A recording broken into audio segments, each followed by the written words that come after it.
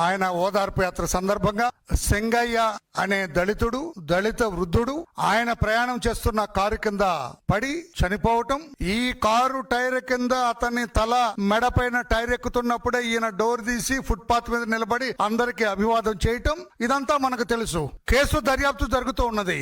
FIR issue చేశారు.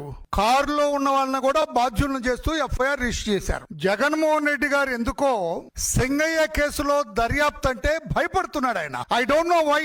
గజగజ వణుకుతున్నారు.